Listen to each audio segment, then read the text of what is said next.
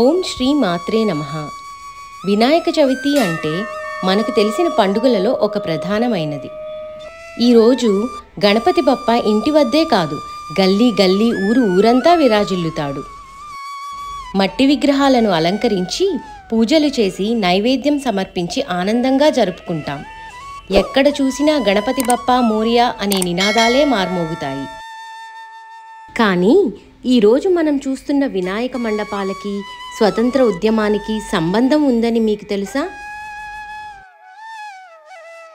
ఈ పండుగను స్వతంత్ర సమరానికి ఒక ఆయుధంగా మార్చిన వ్యక్తి ఒకరున్నారు. ఆయనే మహానేత లోకమాన్య బాలగంగాధర్ తిలక్.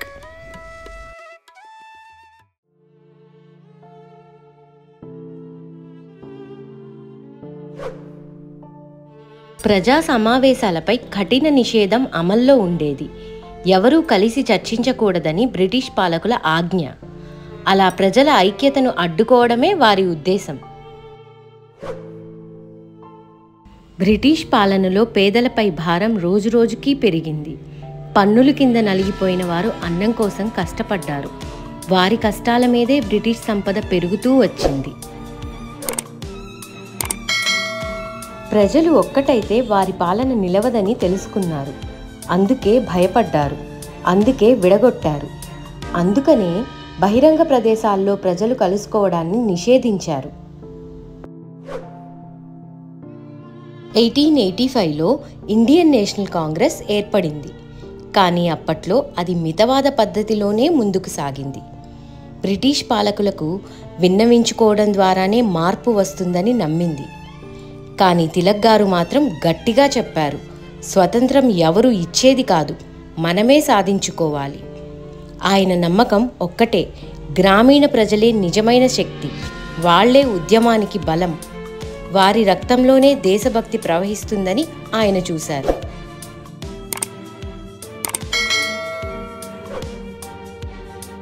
ఆ కాలంలో ప్రజా సమావేశాలకు నిషేధం ఉండేది.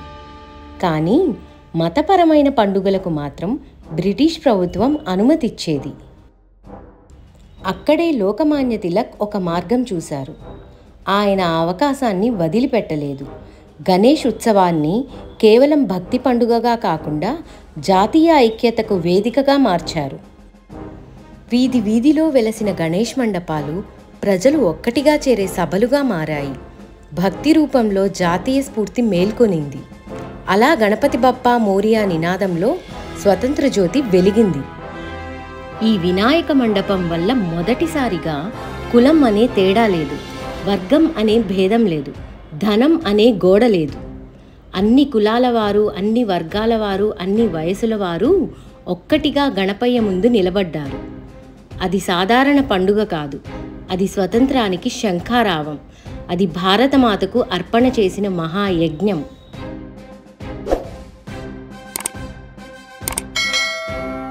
మండపాల్లో గణపయ్యతో పాటు శివాజీ మహారాజ్ వీరగాథలు ప్రతిధ్వనించాయి. భారతమాత చిత్రాలు గోడలపైన వెలిగాయి. ప్రతి మూలలో స్వతంత్ర స్ఫూర్తి జ్వలించింది. ఆ గణేష్ మండపమే స్వతంత్ర పోరాటానికి, ప్రజల ఐక్యతకు వేదిక అయ్యింది. అందుకే వినాయక చవితి మండపం కేవలం భక్తి, ఆనందం, ఉత్సవం మాత్రమే కాదు, అది మన స్వతంత్ర సమరానికి ఒక మహత్తరమైన వ్యూహం. లోకమాన్య తిలక్ గారు గర్జించినట్టే స్వాతంత్ర్యం మన జన్మ హక్కు, దానిని పొందుతాం. ఆ నినాదం కేవలం మాట కాదు, అది జ్వాలలుగా ప్రజల హృదయాల్లో వెలిగింది. ఆ జ్వాలకు వేదిక ఇచ్చింది. ఆ స్ఫూర్తిని ప్రతి ఇంటికి, ప్రతి వీధికి తీసుకెళ్ళింది వినాయక మండపమే. అది ఒక విగ్రహం ముందున్న ఉత్సవం కాదు, అది ఐక్యతకు ప్రతీక. అది స్వతంత్రానికి మొదటి అగ్ని జ్వాల. ప్రతి జైకార్లో, ప్రతి హర్షధ్వనిలో ఒక సందేశం మారుమ్రోగింది. భారతమాతకు స్వాతంత్ర్యం కావాలి. జై Hind. Please like, share and subscribe. Thank you.